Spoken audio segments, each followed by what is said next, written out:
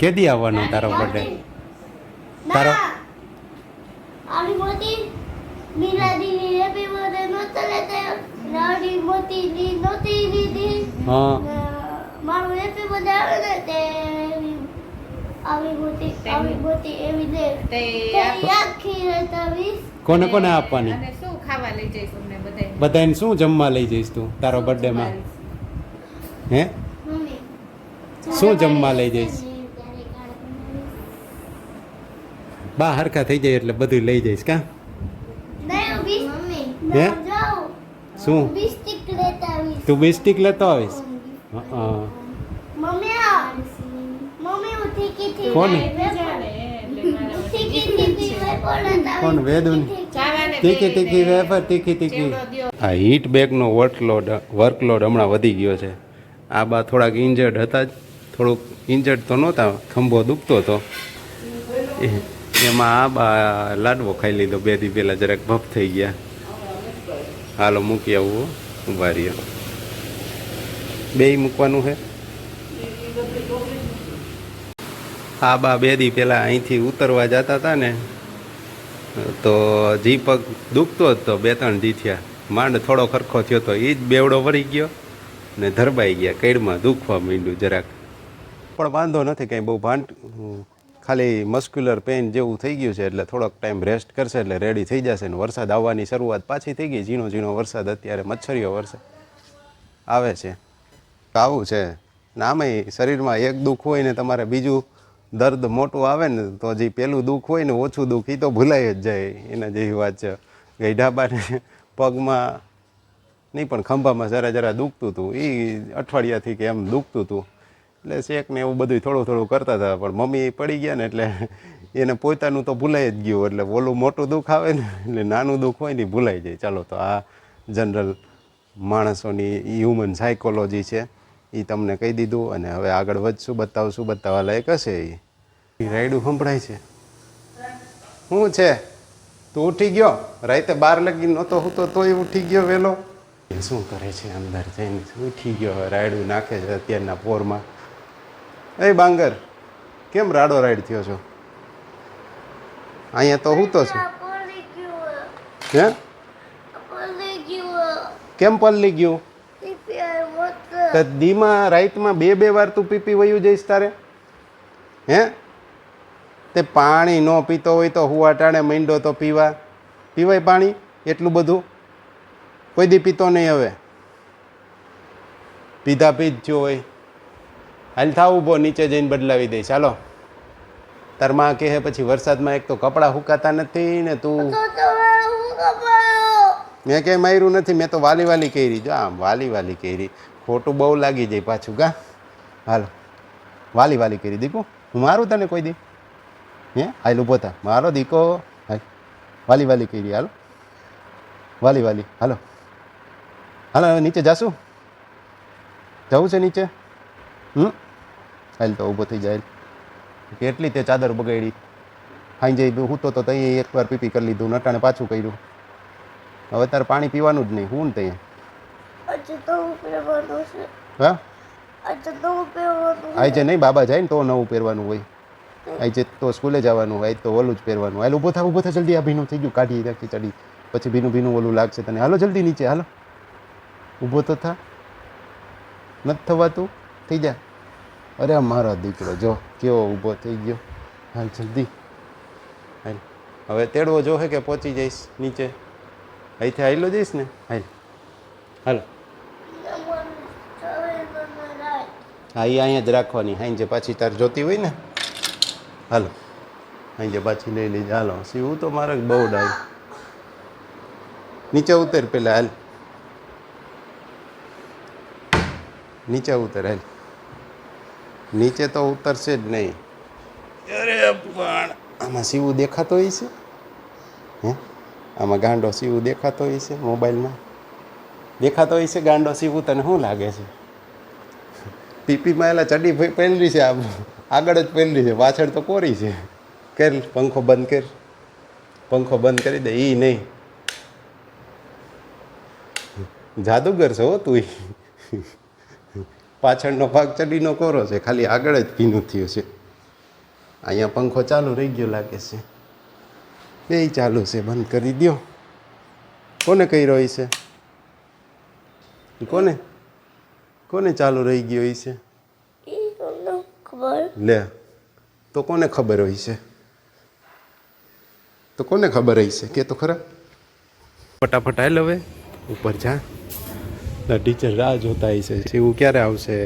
જા હાલ, જો તારા ફ્રેન્ડે આવી ગયા. હાલ ફટાફટ ચડવા માંડ. ચાલો આમ હાલ ને. હા ખીજાઈ જો થોડાક ખીજાઈ જો. ચપ્પલ કાઢ નાખ. જો કેવા દોડીને હોય એવા. ધીમે ધીમે. બહુ ટાઈમ વાર બહુ લગાડે. હા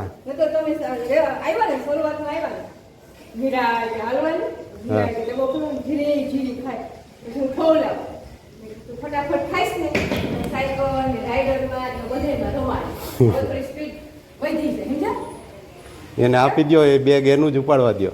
બસ હાલો લઈને ફટાફટ અંદર વહી જાવ. હાલો હાલો તારું બેગ તારે ઉપર. જો દીદી એનું ઉપાડ્યું છે, બધાએ પોતપોતાનું લેવાનું. બસ બસ હાલ લઈ જા અંદર. હાલ હા હાલો અંદર વહી જાવ હવે. ચાલો બધાને જય શ્રી કૃષ્ણ, જય માતાજી અને જય સ્વામિનારાયણ. ફરી પાછું આજના દિવસના વિડીયોમાં બધાનું સ્વાગત છે. તો કાલે થોડુંક કન્ટેન્ટ નહોતું થયું, થોડુંક થયું હતું એ તમે અત્યાર સુધી જે જોયું એ ગઈકાલનું હતું, અને હવેથી આજનો દિવસની વાતો શરૂ થઈ છે. તો માયાની બે શક્તિ હોય છે. માયા એટલે કોઈ બેનનું નામ નથી, માયાબેન એની વાત નહીં. માયા એટલે જે પ્રભુ ભજવામાં અડચણરૂપ થાય ને એ માયા કહેવાય. એની બે શક્તિ હોય, એક હોય આવરણ અને એક હોય વિક્ષેપ. આવરણ એટલે એ જે વસ્તુ જેવી છે એવી ન દેખાય, સત્ય જેમ ઢંકાયેલું રહેતું એવી રીતનું ઢંકાયેલું રહે ને એ આવરણ શક્તિ કહેવાય. ને વિક્ષેપ એટલે તો અડચણ ઊભી કરે, એ જ વિક્ષેપ. હવે આમાં ઉદાહરણ તરીકે તમને સમજાવું તો નરસિંહ મહેતા એના વેવાઈને ત્યાં ગયા. એને વેવાઈને ત્યાં ગયા ને પછી નાહવા માટે પાણી માંગ્યું. પ્રસંગ એ આમ જાણીતો છે. તો એને ગરમ પાણી માંગ્યું. એટલે નરસિંહ મહેતા કે આટલું બધું ગરમ પાણી તો મારે નહીં જોઈ, ઠંડુ હશે તોય ચાલશે. એટલે એના વેવાણે મેણું માર્યું કે તમે તો અમે બહુ ભગતરા છો, તો પ્રભુને પ્રાર્થના કરો ને વરસાદ વરસાવી લ્યો. એટલે નરસિંહ મહેતાએ મલ્હાર રાગ ગાયો ને વાદળી ક્યાંકથી આવીને ત્યાં વરસાદ થવા માંડ્યો. એટલે તોય એની વેવાણની આંખો ન ખુલી. એ કે મા મહિનો હાલે છે, મા મહિનામાં તો આવું માવઠું થતું જ હોય, એમાં ત્યાં તમારી શું કાંઈ ભક્તિ છે. નાના હતા ને ત્યારે ભણવામાં એક વાસવ દત્તાનો પાઠ આવતો. એક રાજકુમારી હતી, એ દોડવામાં બહુ તેજ હતી, અને એને એવો નિયમ હતો કે જે એને હરાવી દે ને એ એની સાથે લગ્ન કરે.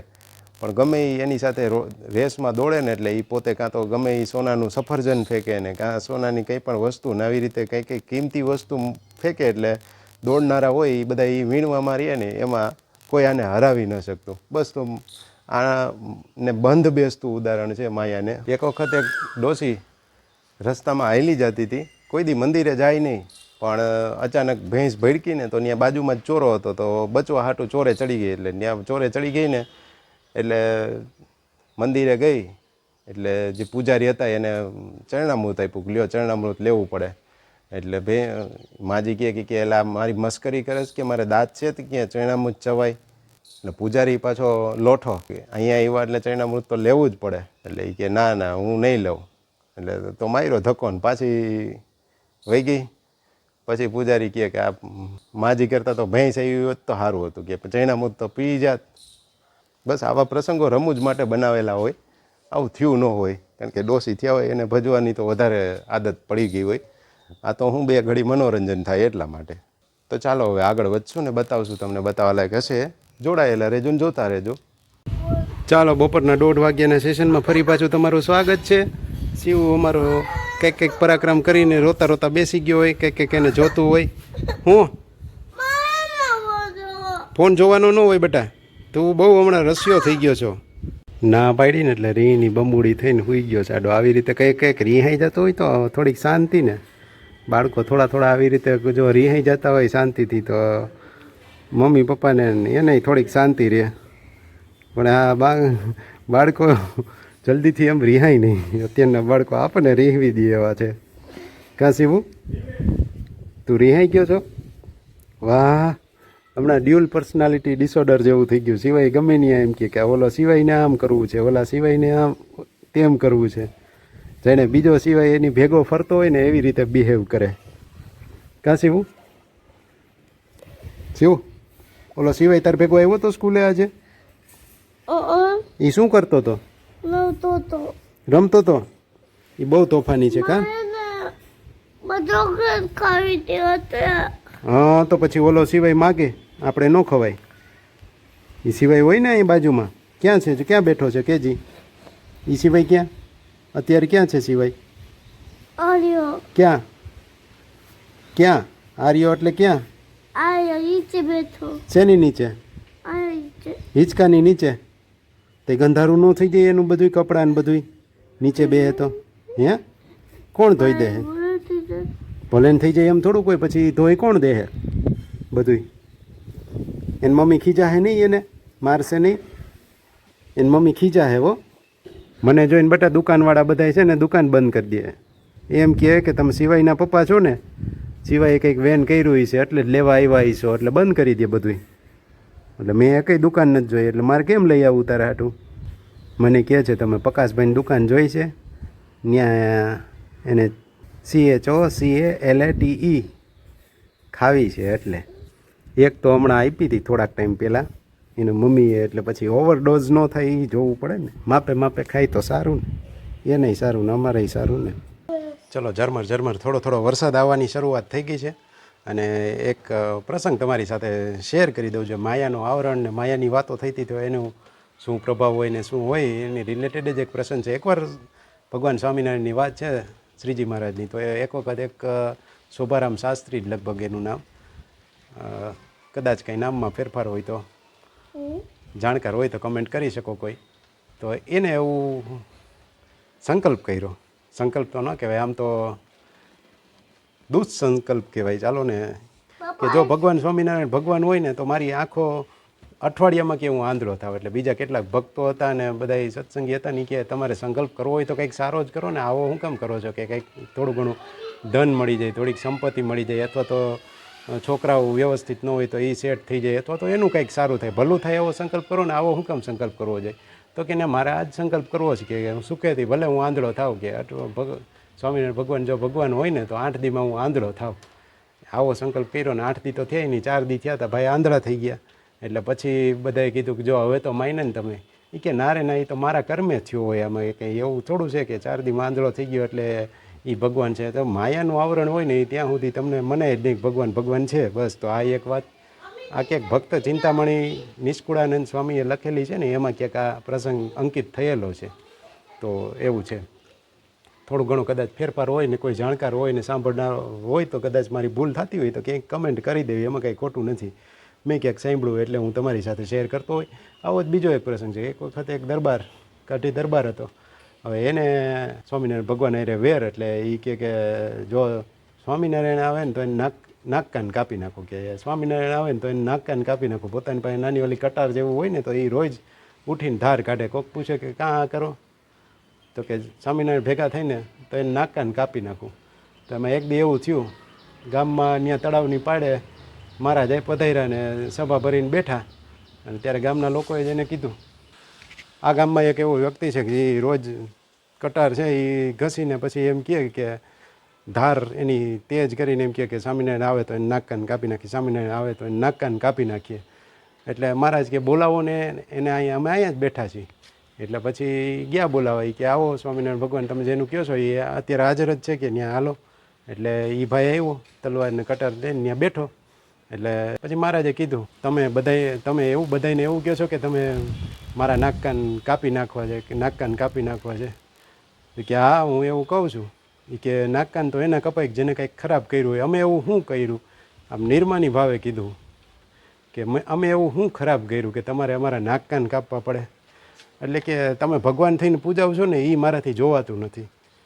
એટલે મહારાજ કે સારું નથી જોવાતું તો નહીં જોવાય આજથી, બીજું શું? એટલે સમજી જાઓ. પછી તો એનાથી જોવાનું નહીં કંઈ, આંખ જ વહી ગઈ. તો આવું થાય. એટલે કોઈને આમ અંધશ્રદ્ધામાં દ્રષ્ટાંત આપીને એવું કંઈ નથી કેવું કે ભાઈ નો માને એનું ખરાબ થાય એવું ન હોય, પણ એમ કે બધાય પ્રત્યે બધાયની શ્રદ્ધાને વંદન કરવાને એ સૌથી મોટી ભક્તિ કહેવાય, જેની જ્યાં જેવી શ્રદ્ધા બેસતી હોય એવી. બસ તો લાંબુ લેક્ચર નહીં આપીએ, છતાંય ઘણું બધું કહી દીધું હોય. વરસાદ પડવાનું તો આમનામ ચાલુ જ છે. તો મળીએ પાછા નવા વિડીયોમાં. તો આજનો વિડીયો અહીં સુધી જ રાખશું. વ્યસ્ત રહો, મસ્ત રહો અને સાથે તંદુરસ્ત રહો. ફરી પાછા મળશું આવું કંઈક નવી વાતો લઈને. એ કોણ બોલે? એમ કોણ બોલે? જોજ બોલે? એમ જોજ બોલે? હા. પેપા કેમ બોલે? પેપા કેમ બોલે? કેમ હરખું બોલે? શું બોલે? શું કે? પેપા પીગ હું? આ જો મમ્મી બોલે એમ બોલે. હેલો સુજી એમ કે. એક જગ્યાએ વરસાદ બહુ નહોતો થતો ને, ઘણા ટાઈમથી વરસાદ ખેંચાણો હતો ને, તો શિક્ષકો બહુ બધા બાળકોને લઈને પ્રાર્થના કરવા માટે લઈ જતા હતા. તો એવામાં કોઈ ભાઈએ પૂછ્યું કે આ તમે શું કરો છો? કે વરસાદ ખેંચાય છે ને એટલે બાળકોની પ્રાર્થના પ્રભુ સાંભળી લે ને એટલા માટે એને પ્રાર્થના કરવા માટે લઈ જાઉં છું. એટલે ઓલા ભાઈએ કીધું કે તમે એમને લઈ જાઓમાં, એની પ્રાર્થના પ્રભુ નહીં સાંભળે. જો એ બધાની પ્રાર્થના સાંભળતા હોત તો તમે જ અત્યારે જીવતા ન હોય. એ ટાઈડનો સમય હતો શિયાળાનો ને 5-7 જણા ઘૂમટો ભરીને એ તાપવા બેઠા હતા. તે 8 વાગ્યાના બેઠા હતા. તો કોઈ પાસે ઘડિયાળ નહીં ને અત્યારે જેમ મોબાઈલ હોય એ મોબાઈલની સગવડ નહોતી. આ પહેલાંની વાત છે. એટલે પછી બહુ બધી વાર થયું ને પછી હવે ઓલું તાપણું ઠરી ગયું હતું. તો હવે આ બધા કહે કે હવે કેટલા વાગ્યા, હાલો ઘીરે જાય કે પછી હજી તાપવું છે કે ટાઈમની તો ખબર નથી. તો એક જણો કંઈક ઊભા રહ્યો, હમણાં તમને કહી દઉં કેટલા વાગ્યા. એટલે એક મોટો પાણો લીધો, બાજુનું ઘર હતું ત્યાં જોરથી માર્યો. ત્યાં અંદરથી ડોશીએ જવાબ દીધો કે મુવાઓ 8 વાગ્યાના બેઠા છે, 2 વાગ્યા તોય હજી ઘીરે જતા નથી. કે 2 વાગી ગયા, હાલો કે ઘીરે.